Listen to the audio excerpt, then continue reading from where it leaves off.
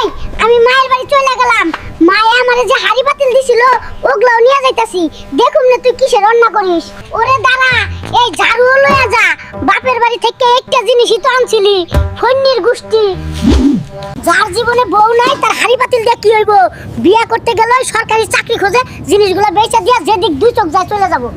চাচা, জিনিসগুলো কয় টাকা হয় দেখেন তো? হ্যাঁ 2 টাকা পাইবা। 2 টাকা দেবেন? দেন, যার বউ নাই তার টাকা দিয়া কি?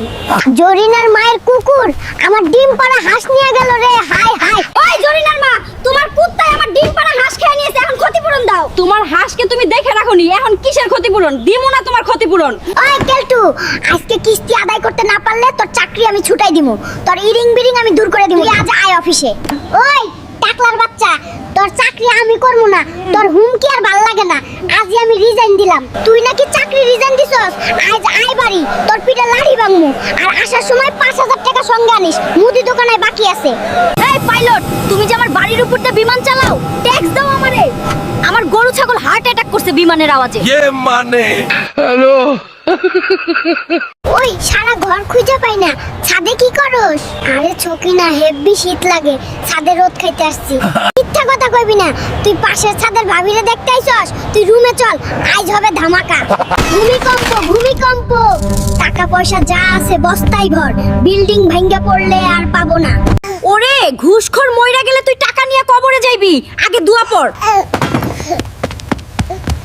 ওই বোতলে তেল নাইকা রান্নু কেমনে কি? 5 মিনিটে তেল নিয়ে আইবা কইলাম। এত তেল লাগে কে রে? টাহা তো নাইকা, যাই একটা ব্যবস্থা করি, নরলে প্যান দাবে। কাম সাইরা লাইছি, 1 মাসের তেল স্টকে। ওরা কেন? ছুকিনার লাইগা জীবনটা বলদের মতো কাটায়া দিলাম রে, কোনো দাম পাইলাম না।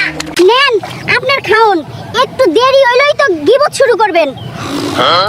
ওই চোর চোর, আমার ব্যাগটা দে বলছি। রোজ লুকায় আমার ব্যাগ থেকে টাকা চুরি করিস, আজ তো ব্যাগটাই নিয়ে দৌড়। ফিরে আয়, দেখছি তোরে। ওই আজকের মতো ছাইরা দে, আর নিমু না, কারণ আজ তোর ব্যাগটাই নিয়ে যাবো। তুই টাকা রাখবি কই? তোর দাদির অত্যাচার আর ভাল লাগে না রে নাতি। দাদা, একটা কাজ করো, গুড়া মাছ নাও, দেখবা দাদি চুপ হয়ে যাবো। ওই নষ্ট বুইরা কুচক্র করিস আমার পিছনে। ছোট মাছ নিয়ে বাসায় ঢুকছস, এক্ষুনি বাইর হ, আজ তোর খাওন বন্ধ। হ্যালো। চাচা, আপনি শাড়ি পরে রাস্তায় বাইর হইছেন কেন? তাতে তো আর কি রে, পোশাক পরে মানুষ শরীর ঢাকার জন্য শরীর ঢাকছে নাকি তাই ক?